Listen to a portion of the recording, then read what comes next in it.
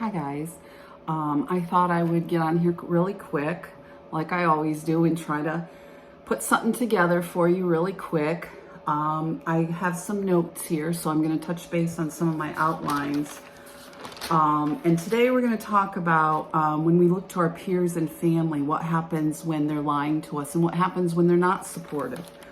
We'll touch base on the dark night of the soul, the hero's journey, prayers for the Pope. I post a couple things to my community pages if you'd like to look. I haven't been able to go to church, and it's nice that a lot of this stuff is online. As you can see, I'm packing in the background. This isn't the place for me. So we'll continue to search for a place. That's part of the hero's journey. Unfortunately, and sometimes it can be pretty dark and it can be pretty lonely. But that's part of it.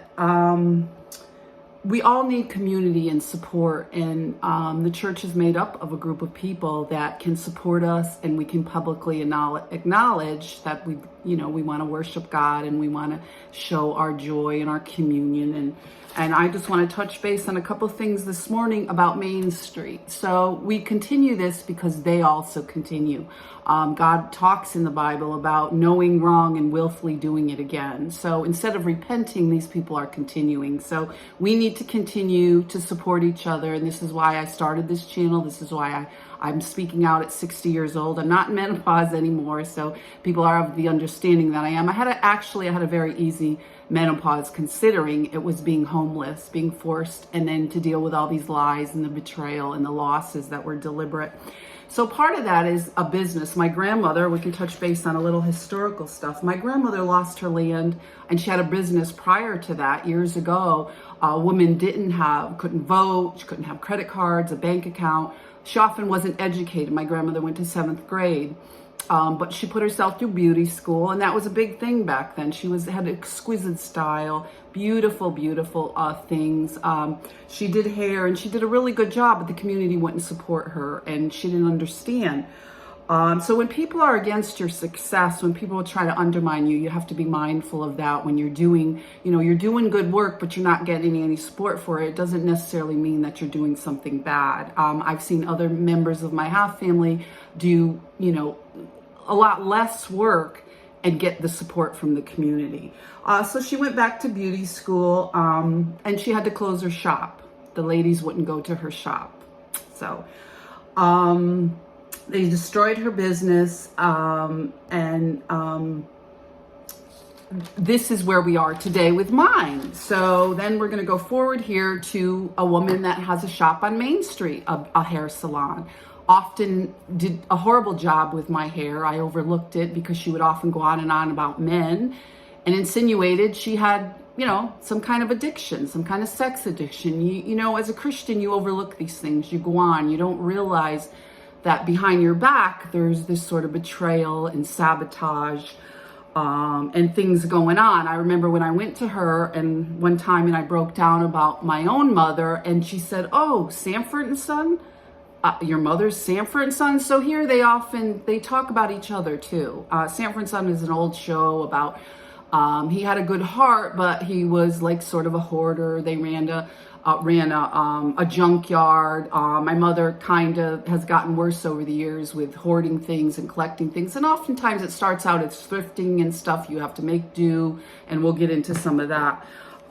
These people often got together, some of these guys, and did what they call roids. They were at the gym. She was working out of the gym. They supported her at the gym. They support her on Main Street, and her hair salon thrives with a lot of men in the community. So I got kicked out of the gym. There was problems at the other gym, and this is how the mobbing continues where you work. Let's see where we are with time. I confronted her recently. She's also best friends with my cousin's ex-husband.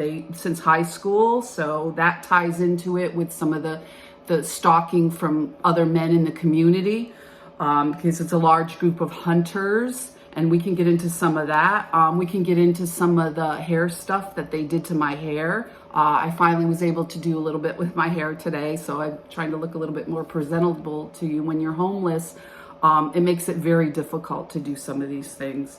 And then down the street was, again, another family member's plumbing business, who also, when I called them, told me that I was going to be, they had a couple psychologists and they were going to make up all this stuff. So we're going to touch base on, some of the stuff, why it continues, why we have to continue, why sometimes you do need a voice and you do need to just take a stand and others will attack you. We've touched base on businesses, your livelihood, women working, and these haters will just continue. So you need the strength to withstand some of that hatred, because it's continued, sins of the fathers kind of thing. So it continued with my grandmother, it continued with me, it was with my mother. And we have choices. We can either become like the perpetrators or we can resist this kind of thing. And the Pope calls it blasphemy, and I would agree. It's borderline satanic. It's almost satanic. So be safe out there, and we'll continue with some of these things. And thank you for bearing with me. I write every morning, and I'm trying to do more of a layout, more off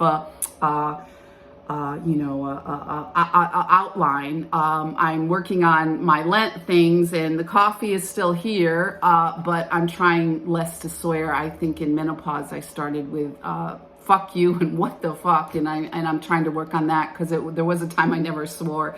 So as we go through Lent, let us continue to be strong and resist this kind of evil in our communities and in our lives. Be safe, guys. God bless.